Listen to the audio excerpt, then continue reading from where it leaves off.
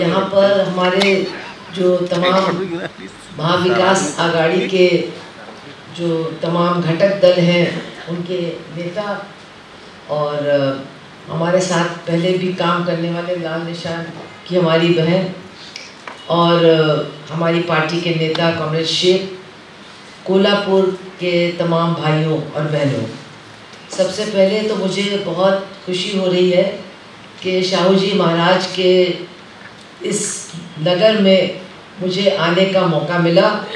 हालांकि जिस कारण से मैं यहाँ आई हूँ वो शायद उससे शाहू जी महाराज को बहुत दुख होता, क्योंकि उनके जो सिद्धांत थे उनको तोड़ने के लिए लोग आज इस कोल्हापुर को एक रंग क्षेत्र में परिवर्तित करने की कोशिश कर रहे हैं।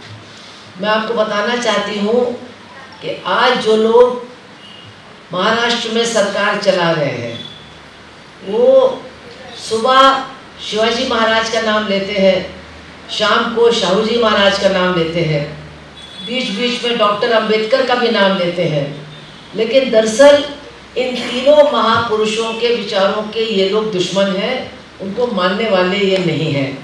मैं ये बात क्यों कह रही हूँ? उत्तर प्रदेश के अंदर जब बहन मायावती जी की सरकार थी तो उन्होंने हमारे ही शहर कानपुर में जो यूनिवर्सिटी नई बनी थी जिसका कोई नाम नहीं था, उन्होंने उसका नाम शाहू जी महाराज यूनिवर्सिटी विश्वविद्यालय रखा।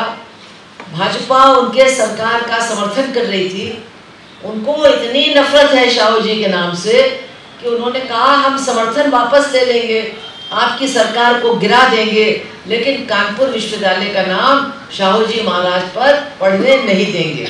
मैं आपसे यही निवेदन करूंगी कि जब भाजपा वाले आपके बीच में आते हैं या बड़े बड़े भाषण देते हैं, शाहू जी की मूर्ति पर हार माला डालते हैं, तो आप लोग और पत्रकार लोग उनसे ज़रूर पूछिए कि जब आप उनका इतना सम्मान करते हैं तो आखिर उनके नाम का आपने उत्तर प्रदेश में इतना विरोध क्यों किया कि विश्वविद्यालय नाम पर पढ़ने वाला था, आपने कहा सरकार आपकी गिरा देंगे।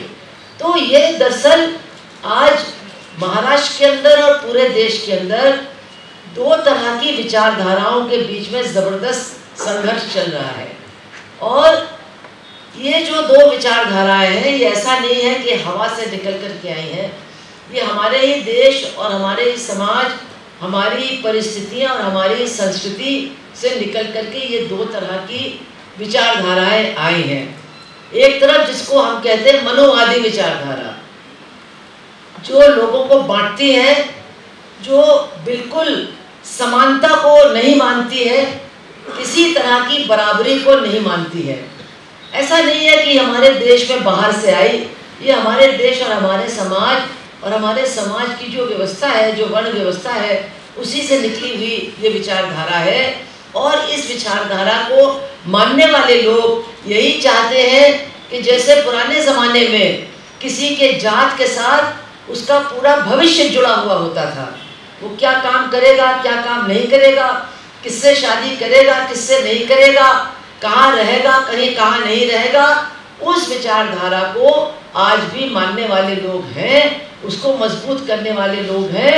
और मुझे बहुत शायद आपको अच्छा भी न लगे लेकिन कहना पड़ेगा कि महाराष्ट्र के अंदर भी ये जो दो विचारधाराएं हैं उनके बीच में आज से नहीं, कम से कम 100-200 साल से ज़बरदस्त टकराव चल रहा है। क्योंकि इन दोनों विचारधाराओं को मानने वाले और उनका आगे बढ़ाने वाले जो बड़े नेता थे, वो दोनों विचारधाराओं के बड़े नेता आपके महाराष्ट्र में ही पैदा हुए। आपने देखा कि इसी महाराष्ट्र में शिवाजी महाराज भी पैदा हुए। अब आज उनको बहुत अलग अलग तरह से पेश किया जा रहा है। लेकिन मैंने कल पूछा जब मैं गई वहाँ विशालगढ़ की तरफ कि ये जो यहाँ मज़ार है ये कब बनी थी, तो लोगों ने कहा ये शायद 15वीं शताब्दी में इस बाज़ार का निर्माण हुआ था। ये बहुत पुरानी है और यहाँ पर जो शिवाजी महाराज के पहले जो लोग यहाँ पर थे उनके समय से ये मज़ार है, शायद उनसे पहले भी ये मज़ार वहाँ है। फिर हमने पूछा तो फिर शिवाजी महाराज यहाँ आए थे, उन्होंने कहा यहाँ आए, यहाँ से वो भागे भी और उसके बाद उन्होंने इस किले पर विजय भी हासिल की और ये उनका किला बन गया। तो मैंने कहा देखिए कितनी अजीब बात है कि शिवाजी महाराज को इससे कोई समस्या नहीं थी कि जिस किले पर वो फतेह कर रहे हैं उसके अंदर एक मज़ार है, उनको कोई इससे प्रॉब्लम नहीं थी, कोई इसका उनके अंदर विरोध नहीं था कि यहाँ पर एक मज़ार है, हमारा जो किला है इसमें मज़ार नहीं होना चाहिए। उन्होंने उस मज़ार को भी उसी तरह से माना जैसे लाखों लोग उसके बाद आज तक मानते हैं। उनके दिल में इसके प्रति कोई भी दुर्भावना नहीं थी। लेकिन जो लोग शिवाजी महाराज का नाम लेकर के महाराष्ट्र में कई सालों से राजनीति कर रहे हैं, राजकारण चला रहे हैं, वो मज़ार के खिलाफ, अल्पसंख्यकों के खिलाफ, मस्जिदों के खिलाफ लगातार अपना प्रचार और अपना संघर्ष चलाते हैं। इसी तरह से अगर हम देखें तो इसी महाराष्ट्र के अंदर जब मैंने कहा दो तरह की सोच के बीच में टकराव जो पूरे देश में है, वो महाराष्ट्र के अंदर इसलिए बहुत महत्वपूर्ण है क्योंकि दोनों तरफ के जो लड़ने वाले लोग थे वो आपके महाराष्ट्र में ही पैदा हुए। आपके यहाँ आप जानते हैं कि पेशवाई थी, और पेशवाई कैसे बनी वो भी आपको मालूम है। शिवाजी महाराज के ही वंशज को पुणे से हटा करके पेशवाई की स्थापना हुई, और पेशवाई में किस तरह का नियम, किस तरह का कानून चलता था ये भी आप जानते हैं। तो पेशवाई भी आपके महाराष्ट्र की है, और उस पेशवाई के खिलाफ लड़ने वाले जिनका नाम पूरे देश में बहुत ही सम्मान के साथ लिया जाता है, ज्योतिबा फुले, वो भी आपके ही महाराष्ट्र में पैदा हुए। तो हमको सोचना ये है कि आखिर हम लोग जो कोल्हापुर में रहते हैं, हम लोग जो महाराष्ट्र में रहते हैं, हम कौन सी परंपरा के लिए लड़ेंगे, हम कौन सी परंपरा को आगे बढ़ाने के लिए संघर्ष करेंगे, और कौन सी परंपरा का हम नकाब उतारेंगे। आपके ही शहर के हमारे कॉमरेड पानसारे थे, सब लोग जानते हैं कि कॉमरेड पानसारे किस तरह के विचार के थे, किस तरह से वो अंधविश्वास, जात पात, छुआछूत इन चीज़ों के खिलाफ लड़ते थे। उन्होंने किताब भी लिखी, और आज आप देखिए ऐसी सरकार है कि अगर पानसारे जी की किताब की कोई फोटो अपने फेसबुक पेज पर लगाता है या सोशल मीडिया पर लगाता है तो सरकार के में बैठे लोग कहते हैं कि इनकी नौकरी ले लो, इनकी नौकरी छीन लो। वो दिन आएगा जब डॉक्टर अंबेडकर के संविधान की फोटो सोशल मीडिया में लगाने वाले को भी अगर ऐसे ही लोगों का राज रहा तो उनको जेल भेजने का काम ऐसी सरकारें करेंगी। वो समय हमारे देश में आने वाला है। अभी मैंने देखा कि हमारे यहाँ जो पाठ्यक्रम के पुस्तक हैं जो बच्चों को पढ़ाया जाता है, तो अभी कल पेपर में निकला है और इसकी चर्चा भी हो रही है कि तीसरे क्लास और छठे क्लास में जो पाठ्यक्रम के पुस्तक हैं उनमें पहले पन्ने पर हमारी जो संविधान की प्रस्तावना है, जो पहले लिखा हुआ है कि हम भारत के लोग अपने आप को एक संविधान देते हैं, इस प्रस्तावना को ही उन किताबों से निकाल दिया गया है। उन प्रस्तावना को जो टेक्स्ट बुक हैं, जो NCERT के नए टेक्स्ट बुक हैं, उनमें ये प्रस्तावना नहीं होगी, इस प्रस्तावना को हटा दिया गया है। तो ये सब क्यों हो रहा है, मैं जो आपको बताने की कोशिश कर रही हूँ, वैसे आप लोग सब बहुत कुछ जानते हो, समझते हो। आप लोग डॉक्टर अंबेडकर के ही मतलब जो जन्म स्थान है वहीं के आप लोग हो, लेकिन ये एक ज़बरदस्त लड़ाई चल रही है। जो एक तरफ संविधान और समानता को मानने वाले लोग हैं, शाहू जी महाराज, फूले, अंबेडकर और मैं तो कहूँगी कार्ल मार्क्स के परंपराओं को मानने वाले लोग हैं, और दूसरी तरफ वो लोग जो पुरानी व्यवस्था को फिर से लागू करना चाहते हैं, मनुवादी व्यवस्था को लागू करना चाहते हैं। समानता के जो दुश्मन हैं और समानता के लिए लड़ने वाले जो लोग हैं, उनके बीच ये बहुत बड़ी लड़ाई है। और इस लड़ाई में बहुत दुख की बात है कि जो सबसे ज़्यादा कमज़ोर लोग हैं, सबसे ज़्यादा गरीब लोग हैं, अपना जो लोग किसी भी तरह से आत्मरक्षण भी नहीं कर पाते हैं, उनके ऊपर हमला करके उनको दुश्मन के रूप में लोगों के सामने प्रस्तुत करके ये जो मनुवादी ताकतें हैं वो अपने पीछे समाज के बहुत बड़े हिस्से को लामबंद करने की कोशिश कर रहे हैं। यही पूरा झगड़ा है। हम लोग गए थे अभी कल और हमने देखा, देखिए कई सालों से अब हम लोग, मेरे ख्याल से 1990 के बाद से हम लोग जितने लोग यहाँ बैठे हैं लगातार जा रहे हैं ऐसी जगहों पर जहाँ दंगे हुए हैं, जहाँ दलितों के ऊपर हमले हुए हैं या अल्पसंख्यकों के ऊपर हमले हुए हैं, धर्म के नाम को लेकर के दंगे हुए हैं, कई जगह हम लोग गए हैं। लेकिन मैं कहूँगी ये सब देखने के बाद मैंने 1990 में उत्तर प्रदेश में बहुत दंगे देखे, 1992 में मुंबई में जो कुछ हुआ, मुंबई में जो कुछ हुआ वो भी देखा, गुजरात में 2000 में जो हुआ उसको भी हमने देखा है। बिल्किस बानो से जो दंगा पीड़ितों का कैंप था, उसमें सबसे पहले हम लोग जो जलवादी महिला संगठन के हैं हम लोग वहाँ गए, वृंदा करात, मरियम दवली और मैं। बिल्किस बानो से सबसे पहले मिलने वाले हम हैं। तो बहुत दंगों को देखा है, दंगों के असर को देखा है। लेकिन मैं सच कह रही हूँ कि जो मैंने कल देखा आपके विशालगढ़ के पास, वो मैंने कहीं भी नहीं देखा है। मैं ये बात क्यों कहती हूँ, मतलब पहली बात तो ये है कि जिन लोगों के ऊपर हमला हुआ उनके साथ झगड़े का कोई मामला ही नहीं था, कोई विवाद था ही नहीं। वो जो गजापुर गांव है, गांव भी नहीं है, वो एक छोटी सी बस्ती है, उसमें कुल 41 मुस्लिम परिवार रहते हैं, 42 भी नहीं 41। उनके साथ उनके ऊपर कोई शिकायत नहीं है, वो अतिक्रमण और कोई भी चीज, उनके बस्ती से इन तमाम चीज़ों का कोई संबंध है ही नहीं। इसके बावजूद उनके ऊपर हमला हुआ, और हमला ऐसा नहीं हुआ, वहाँ पर 500 पुलिस मौजूद थी। वहाँ पर जो आपके पुलिस और प्रशासन के बड़े अधिकारी हैं वो भी सब मौजूद थे। पुलिस की फोर्स की कोई कमी नहीं थी, लेकिन इसके बावजूद 5 घंटे तक उन 41 घरों को वो गुंडे जो बाहर से आए थे वो जलाते रहे, लूटते रहे, तांडव उनका चलता रहा, और किसी भी प्रकार से प्रशासन और पुलिस ने हस्तक्षेप करके जो उस बस्ती के रहने वाले लोग थे उनकी मदद नहीं की। मैं महाराष्ट्र में 10 साल रही हूँ, मैंने देखा है महाराष्ट्र की पुलिस को, जब रिबेरो साहब बम्बई के पुलिस कमिश्नर थे। महाराष्ट्र पुलिस और मुंबई पुलिस का बहुत नाम था पूरे देश में, बहुत बढ़िया पुलिस फोर्स है। स्कॉटलैंड यार्ड के बाद इन्हीं का नंबर था।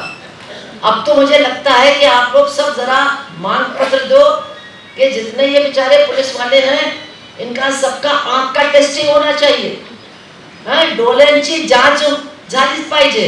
क्यों?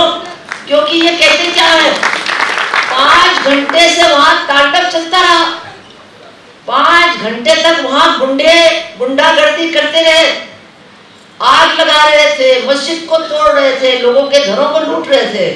और आपकी कोल्हापुर की महान पुलिस कहती है वहां इतना पानी गिर रहा था और इतना धुंध था कि हमको कुछ दिखाई नहीं दिया। मतलब गुंडों को सब कुछ दिखाई दे रहा था। जो लोग बाहर से आए उनको ये भी मालूम था कि मुसलमानों की बस्ती कहाँ है।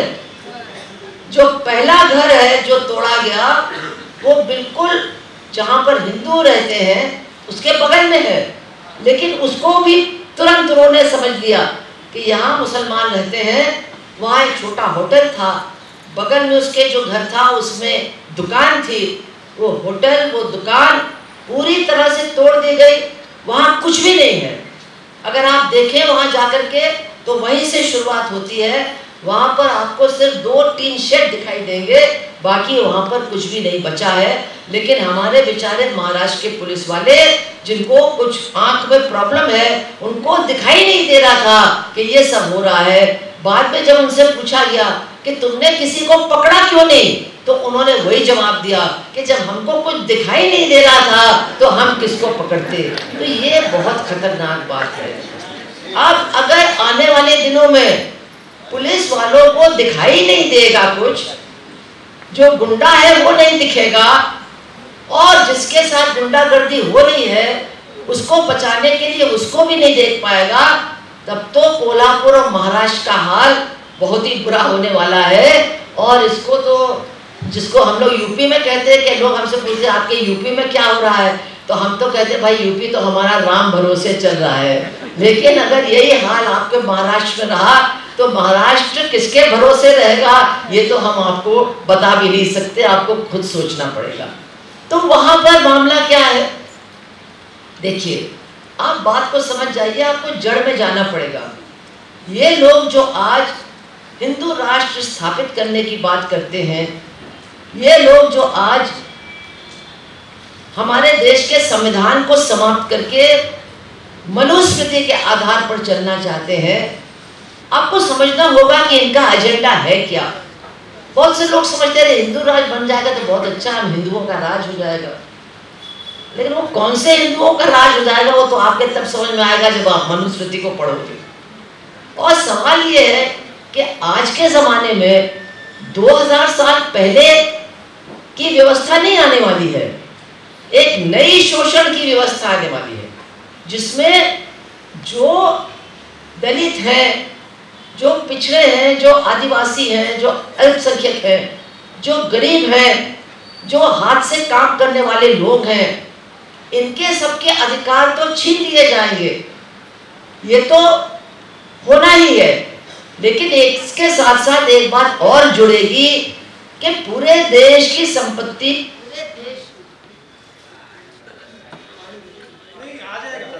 एजेंडा है, ये सिर्फ धर्म के नाम पर लोगों को बांट करके कोई एक धर्म के नाम पर देश बनाने का एजेंडा नहीं है। अगर आप मनुवाद को समझेंगे,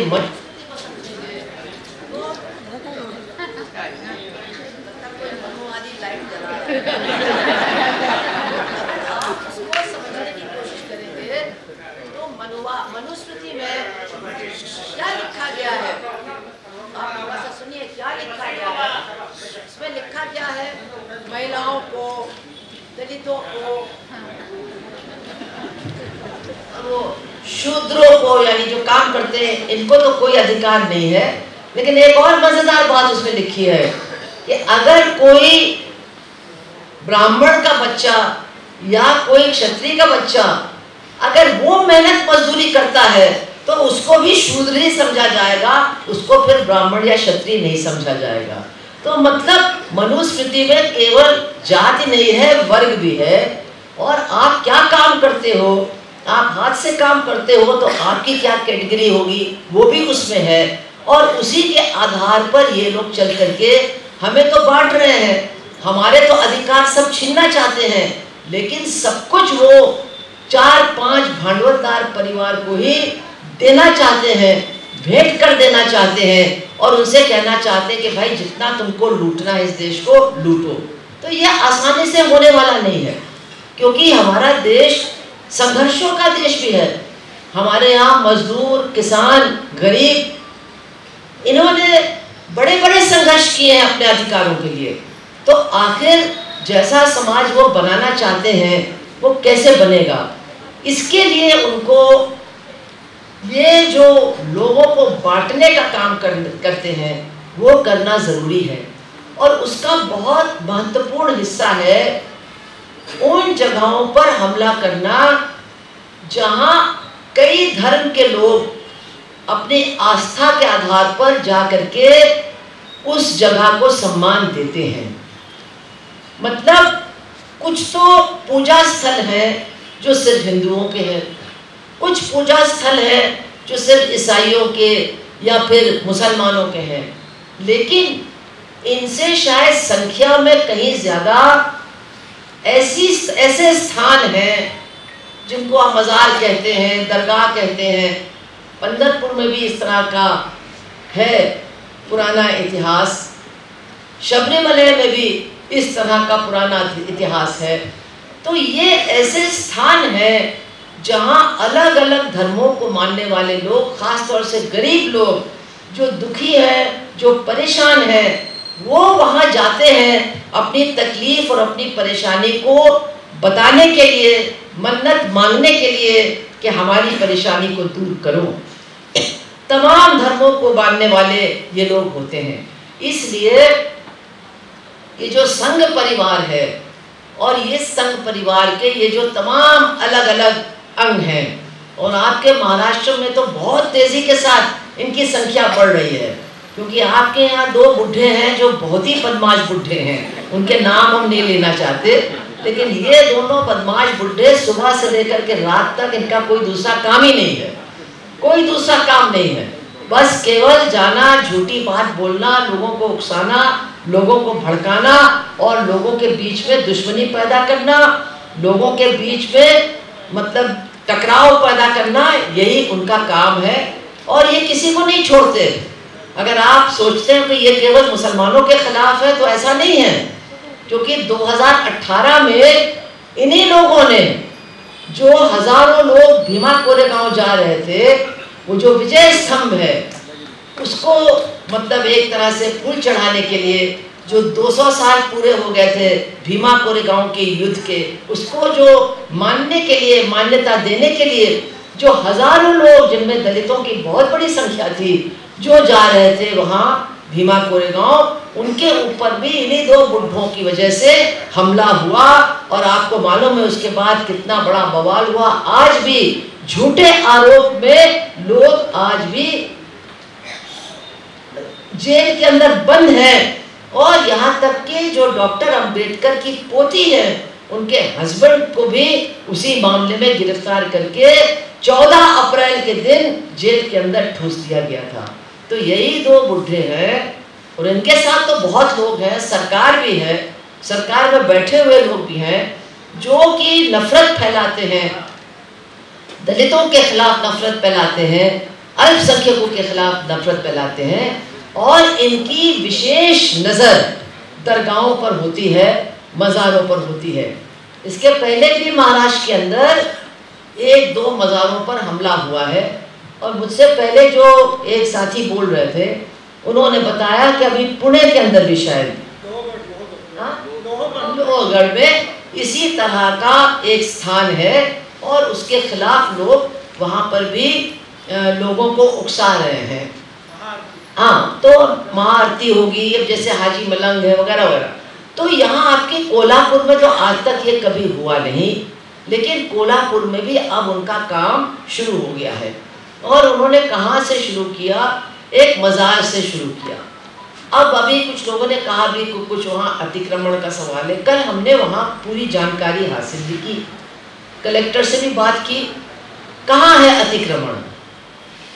अतिक्रमण जब आप किले के अंदर जाएंगे तो कुछ लोगों ने, ऐसा कहा जा रहा है, कुछ लोगों ने वहाँ पर अपने घरों को थोड़ा सा बढ़ा दिया है। कोई बहुत बड़ा अतिक्रमण नहीं है। और आपके यहाँ जो एक उप मुख्यमंत्री हैं, हम तो उनको पेशवा का अवतार ही समझते हैं, जो मुंबई में बैठे हुए हैं, उनका नाम भी उसी तरह का है।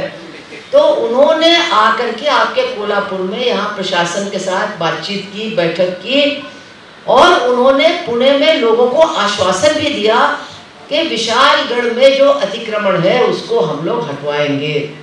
और एक तरह से वहाँ के लोगों को भी उकसाया कि मतलब अगर प्रशासन नहीं करती तो तुम लोग चलो, तुम लोग ये काम करो। इस तरह की हमें खबर मिली है। और उसका नतीजा क्या हुआ?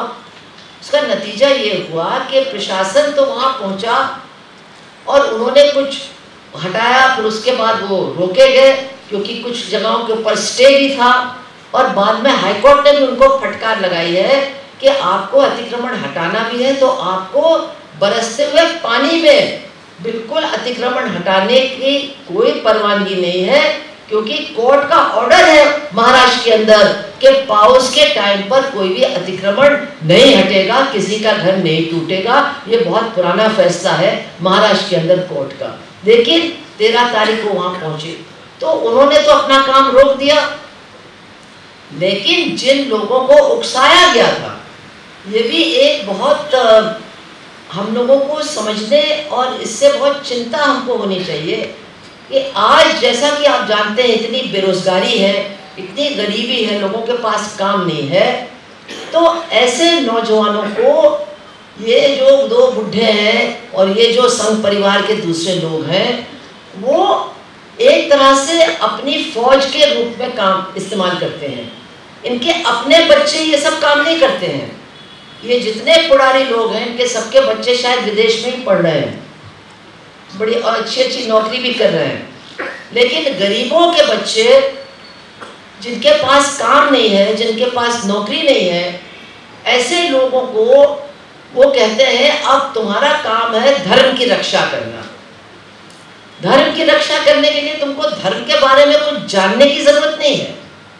धर्म क्या है, धर्म ग्रंथ क्या है, ये कुछ भी समझने की जरूरत नहीं है। बस तुमको हम हाथ में लाठी देंगे और अगर तुमको ठंडी लग रही है तो ठंडी दूर करने के लिए, गर्मी पैदा करने के लिए भी कुछ हम तुमको औषधि दे देंगे, तुम्हारा पूरा इंतजाम करेंगे, पुलिस कुछ नहीं बोलेगी। और जहां तुमको लगे कि धर्म की रक्षा होनी है, वहां मारना पीटना शुरू कर दो, घर को उजाड़ना शुरू कर दो और बस्ती को बर्बाद करना शुरू कर दो। अभी आप देख रहे हैं कि हमारे उत्तर भारत में कल खत्म हुआ, हमारे यहाँ शिवरात्रि से पहले एक कांवड़ यात्रा निकलती है। तो हम लोग के बचपन से हम लोग देख रहे हैं उसको। वो जो भक्त लोग होते हैं, श्रद्धालु लोग होते हैं, जैसे आपकी पंढरपुर की यात्रा निकलती है, उसी तरह से ये कांवड़ यात्रा निकलती है। और गांव के लोग अपने कंधे पर एक डंडा रखते हैं, उस डंडे में 2 मटके बांधते हैं और वो हरिद्वार जाते हैं, गंगा जल भरते हैं और फिर अपने गांव में जो भी शंकर भगवान का मंदिर है उनकी मूर्ति के ऊपर वो पानी डालते हैं। तो ये तो एक धार्मिक यात्रा थी जो आपके यहाँ भी चलती है। अब इस धार्मिक यात्रा को उन्होंने बिल्कुल बदल दिया है और कहा है कि भैया देखो ऐसा है, तुम्हारा 7 दिन का राज होगा। तुम डीजे लेके चलो, तुम डंडा लेके चलो, तुम लाठी लेके चलो, कोई तुमको कुछ नहीं बोल सकता। कोई तुमसे बोलेगा पीट देना, कोई गाड़ी अगर तुम्हारे पास से गुजरी तो गाड़ी को जला देना, कोई तुमको खाना नहीं देता दुकानदार तो खाने की दुकान को जला देना। मतलब तुमको सब कुछ करने की पूरी छूट है। और पुलिस क्या करेगी? हमारे उत्तर प्रदेश में पुलिस से क्या कहा गया कि कांवड़ कुछ भी करें, आपको एक ही काम करना है, आप उनके ऊपर गुलाब का फूल बरसाइए। तो एक जगह तो कांवड़ लोगों ने पुलिस वालों को ही मारना शुरू कर दिया। तो आधे पुलिस वाले बेचारे पिट रहे थे और आधे पुलिस वाले उनके ऊपर गुलाब का फूल डाल रहे थे और अपना फोटो खिंचवा रहे थे कि हम योगी जी के कितने वफादार हैं। तो ये जो नौजवानों का इस्तेमाल संघ परिवार के लोग कर रहे हैं हमला करने के लिए, गुंडई करने के लिए, ये हमारे लिए एक बहुत चिंता का विषय है। हम लोगों को अब ज़्यादा लोगों के घरों में जाने की ज़रूरत है, बस्तियों में जाने की ज़रूरत है। ये कौन लड़के हैं? ये हमारे आपके ही लड़के हैं। जो लोग हमारी चळवळ में हैं, जो लोग हमारे साथ हैं, उनके ये बच्चे हैं। उनको नौकरी नहीं मिल रही है, उनको सम्मान नहीं मिल रहा है, उनका आदर नहीं हो रहा है समाज में। उनको लगता है चलो कोई तो हमको पूछ रहा है, हमारे हाथ में डंडा दे रहा है और दूसरे हाथ में दारू की बोतल दे रहा है और कह रहा है जाओ लूटो मारो, तुमको पुलिस कुछ नहीं बोलेगी। तो ये जो है, इसमें हम लोगों को ज़्यादा जानकारी हासिल करने की ज़रूरत है। ये नहीं सोचना अरे ये पता नहीं कहाँ से आ जाते हैं, अरे ये पता नहीं कहाँ से हमारे घर से आ रहे हैं, हमारे पड़ोस से आ रहे हैं, जिन बस्तियों में हम लोग जाते हैं वहाँ से आ रहे हैं। तो वहाँ जा कर के लोगों के बीच में ज़्यादा काम करने की ज़रूरत है, वरना वो होगा जो कई जगह हुआ है और जो अभी आपके कोल्हापुर के ये गाजापुर में हुआ था। क्या हुआ यहाँ पर? आपको सबको मालूम है, यहाँ फोटो भी छपी कि ये लोग यहाँ से गए, पता नहीं कहाँ से आए थे, कुछ कोल्हापुर से भी गए होंगे, कुछ पुणे से गए, कुछ आजू बाजू से गए और वहाँ पहुँचने के बाद वो सीधा विशालगढ़ की तरफ गए क्योंकि अतिक्रमण तो वहाँ से हटना था। तो वहाँ से पुलिस और प्रशासन ने हटा दिया उनको। जब वो नीचे की तरफ आए तो उन्होंने सोचा कि चलो वहाँ तो हम नहीं कुछ कर पाए, लेकिन यहाँ ये मुसलमानों की बस्ती है, इसके ऊपर हम हमला करेंगे। और उन्होंने, जैसा कि मैंने बताया, 11 बजे से लेकर के 5 बजे शाम तक उस बस्ती को तहस नहस किया। मतलब 50 और 1 गाड़ियां और 2 व्हीलर जला दिए। किसी की गाड़ी बंद थी, अंदर खोल के निकाला, उसको पलटा और आग लगा दी। एक का स्कूटर नया आया था, वो पन्नी में था, वो पन्नी से निकाल करके उसमें आग लगाई। ये छोटे बच्चों का भी साइकिल वगैरह होता है ना, छोटे बच्चों का, वो साइकिल भी और स्कूटर भी ले लेकर के उनमें भी आग लगाई। पूरे घर को लूट लिया। अगर उसमें दागीना था, पैसा था, वो सब रख लिया। गैस के सिलेंडर को फोड़ दिया। अगर वहाँ अनाज था, तांदुल था, गेहूँ था, तो उसको भी निकाल करके सब फेंक दिया। और वहाँ पर मैं आपको एक बात और बताऊं, उस बस्ती में बहुत कम नौजवान रहते हैं, क्योंकि वहाँ कोई काम नहीं है। वो सारे नौजवान कोल्हापुर, मुंबई, दूसरी जगह काम के लिए जाते हैं, वहाँ नहीं रहते हैं। तो वहाँ सिर्फ महतारे लोग थे और महिलाएं थी और छोटे बच्चे।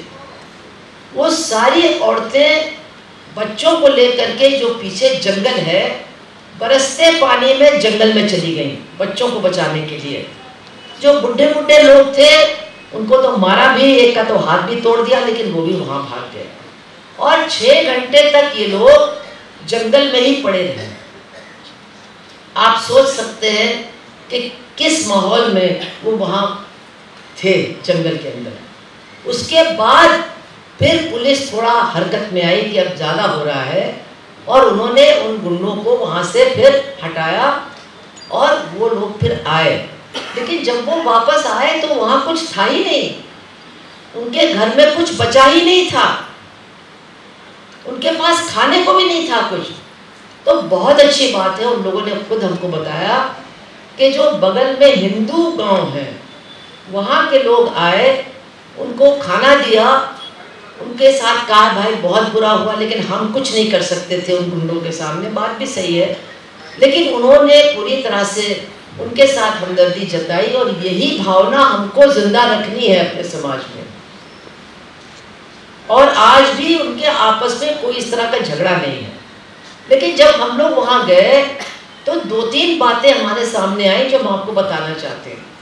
देखिए, ये घटना है 14 अगस्त की, 14 जुलाई की, और अब हम हैं यहाँ 6 अगस्त।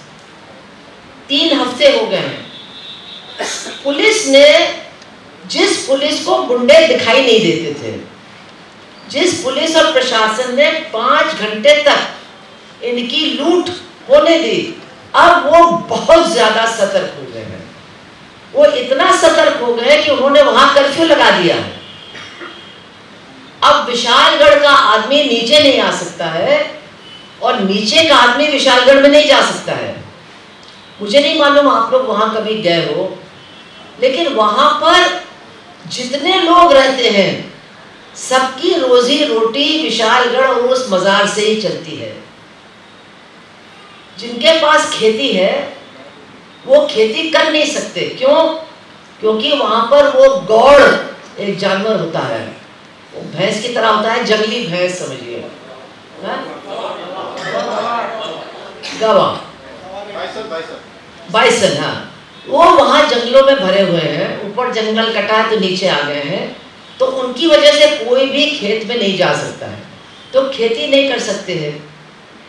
लोग बाहर जाते हैं काम करने के लिए, और बाकी लोग जो वहाँ रहते हैं, जो यात्री आते हैं मज़ार पे चादर चढ़ाने या विशालगढ़ को देखने, उनका सामान उठाने का काम ये लोग करते हैं।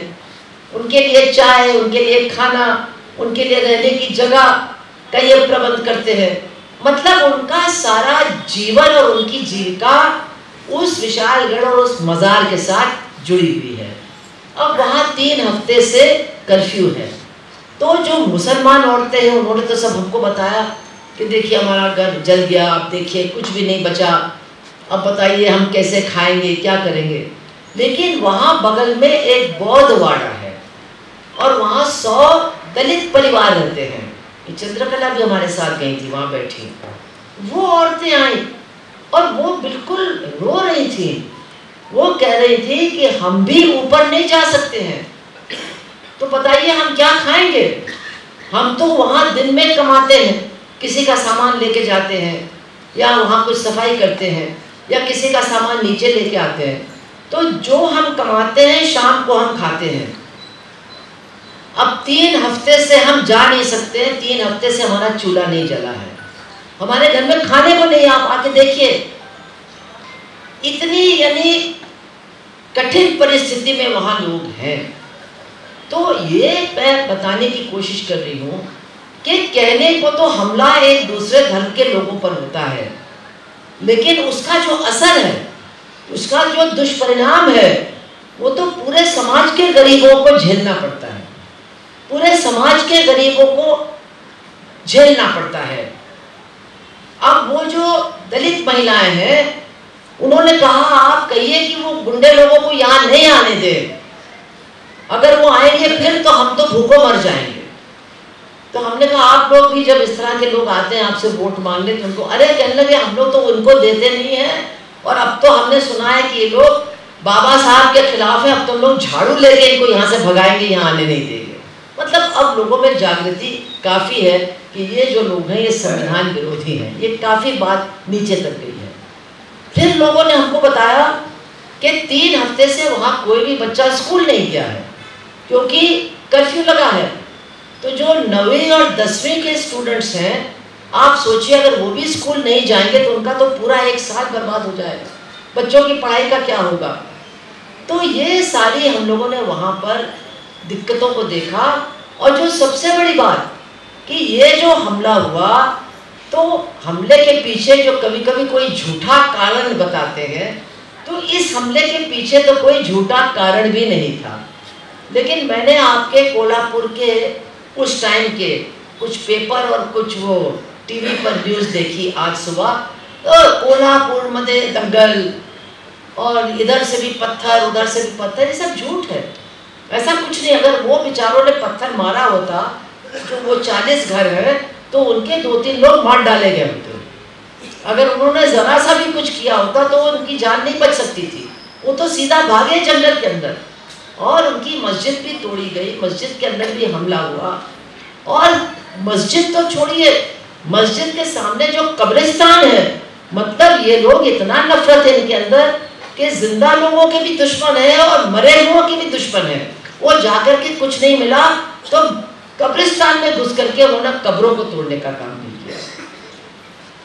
तो ये जो हुआ है ये बहुत ही बुरा हुआ। और सारे कोल्हापुर के लोगों को, चूँकि आप लोगों ने सबने वहाँ सारे लीडर भी गए 2 दिन के बाद और वहाँ उनकी बात को उठाई, लेकिन ऐसा फिर कभी ना हो, इसके लिए भी आपको जनता के अंदर जागरूकता पैदा करने की ज़रूरत है। और जब आपके पास शाहू जी जैसा एक प्रतीक मौजूद है, तो मुझे तो उम्मीद है कि शाहू जी का इतिहास, उनकी जो परंपरा है, उन्होंने जो कुछ किया, मतलब जो उन्होंने किया 19वीं सदी में और 1901 में, वो तो हिंदुस्तान में किसी ने नहीं किया, और राजा ने तो बिल्कुल ही नहीं किया। आप लोग सब जानते हैं ना कि सबसे पहले उन्होंने कहा कि लड़कियों को पढ़ना चाहिए, गरीबों को पढ़ना चाहिए, और उसके लिए स्कूल खोला, उसके लिए हॉस्टल खोला कि अगर स्कूल नहीं होगा तो कहना बेकार है, पढ़ो, तो पढ़ाएंगे भी और स्कूल भी खोलेंगे। और उन्होंने अंतर जाति और अंतर धार्मिक विवाह को कानूनी बनाने का 1901 में कानून पास किया, जिस कानून को आज हमारी बीजेपी की सरकारें रद्द करने की कोशिश कर रही हैं। ये शाहू जी का बनाया हुआ कानून था जो बाद में संविधान में आया, और उसको ये लोग खत्म करने की कोशिश उत्तर प्रदेश में, बिहार में और असम में कर रहे हैं। ये उनकी परंपरा को तोड़ रहे हैं, ये आपको समझना चाहिए। और इसके साथ साथ उन्होंने जो पिछड़ी जात के लोग थे, दलित जात के लोग थे, उनको अपने राज्य में सरकारी नौकरी पर भी रखा। डॉक्टर अंबेडकर की भी मदद की, फूले जी की भी मदद की। तो ये जो परंपरा है ये बेकार की बात है कि हम माला तो पहनाएंगे लेकिन इनकी परंपरा को नहीं बचाएंगे। माला मत पहनाओ, लेकिन शाहू जी की परंपरा को जिंदा रखने के लिए हर कोल्हापुर के नागरिक को आगे आना चाहिए। और जो कुछ हुआ है वहाँ आपके किले के साये में, उसका आपको उसकी निंदा करनी चाहिए। और जिन लोगों ने ऐसा किया उनके खिलाफ समाज के अंदर एक घृणा की भावना पैदा करनी चाहिए कि ये लोग अल्पसंख्यकों के दुश्मन नहीं हैं, ये लोग शाहू जी महाराज के दुश्मन हैं, ये लोग शिवाजी के परंपरा के दुश्मन हैं, ये फूले और अंबेडकर के दुश्मन हैं। इस तरह से आपको इनके बारे में लोगों को बताना होगा। अब मैं अपनी बात को समाप्त कर रही हूँ एक बात के साथ कि मीटिंग बहुत अच्छी है, महिलाएं भी बहुत हैं, पुरुष भी बहुत हैं, लेकिन युवा कम है। और इसी युवा में ये नफरत का जो विष है वो फैलाया जा रहा है। तो आप में से सबके बच्चे तो होंगे ही, बहुत सारे लोग आप में से टीचर हैं, प्रोफेसर हैं या रिटायर्ड हैं। तो मेरा आपसे आग्रह है, हम भी ये काम नहीं करते, हमको भी करना है। आप इन युवाओं और युवतियों, क्योंकि लड़कियां भी थी जलाने में, हम लोग सोचते हैं कि ऐसा नहीं होगा, लेकिन ये भी हुआ है। उस हमले में 3-4 लड़कियां भी थी। यानी वो औरतें सबसे ज़्यादा इसी से दुखी थी कि बताओ भाई, लड़कियां भी आई हमारे घर को तोड़ने, उनको भी दया नहीं आई कि हम अपने बच्चों को लेके भाग रहे हैं, ये कह रही थी। तो इन लोगों के बीच में सच्चाई रखना, इनका भविष्य कैसे बिगाड़ा जा रहा है उसको बताना। और ये झगड़ा है क्या? ये झगड़ा मनुस्मृति और संविधान के बीच का झगड़ा है। ये झगड़ा समानता और विभाजन के बीच में झगड़ा है। ये झगड़ा देश को आगे बढ़ाने और देश को पीछे धकेलने का झगड़ा है। और मैं आपको बताऊं, आसपास के देशों में जो कुछ हो रहा है उससे एक बात तो सामने आ रही है। हम ये नहीं कह रहे वहाँ सही कौन है गलत कौन है, लेकिन ये बात तो बिल्कुल स्पष्ट है कि जो सरकार दादागिरी और तानाशाही का रास्ता अपनाएगी, जो सरकार नौजवानों के भविष्य को बर्बाद करेगी, जो सरकार लोगों को हिंसा का शिकार बनाएगी, गोलियों से भुनेगी, वो सरकार बर्दाश्त नहीं होगी ज़्यादा दिन तक। उस सरकार के खिलाफ जनता उठ करके खड़ी होगी। ये भी हमको आसपास दिखाई दे रहा है। उससे हमारे यहाँ जो हाकिम हैं उनको भी सीखना चाहिए, समझना चाहिए। जो हमारे महाराष्ट्र का नया पेशवा पैदा हुआ है और जो यहाँ आया था कोल्हापुर इस घटना से एक दिन पहले, उनको भी समझाने की जरूरत है कि अब ये चीजें महाराष्ट्र में चलने वाली नहीं है। अब महाराष्ट्र में शिवाजी चलेंगे, शाहू जी महाराज चलेंगे, अंबेडकर चलेंगे, फूले चलेंगे। अब महाराष्ट्र में मनुस्मृति नहीं चलेगी। अब महाराष्ट्र में झगड़ा दंगा नहीं चलेगा। अब महाराष्ट्र एक होकर के आगे बढ़ेगा। ये हमको इन सरकार को चलाने वालों को समझाने की जरूरत है, बताने की जरूरत है। आप लोग भी सब जाइए, जब मौसम ठीक हो, देखिए कि स्कूल चालू होते हैं कि नहीं, देखिए कि प्रशासन उन बच्चों के लिए बस लगाती है कि नहीं, देखिए कि जो लोग भूखे मर रहे हैं उनके घरों में राशन जाता है कि नहीं। और सबसे बड़ी बात है ये देखिए कि उन 2 बुढ़ों को कोल्हापुर के अंदर आने नहीं दिया जाएगा, उनके लिए रास्ता बंद किया जाएगा।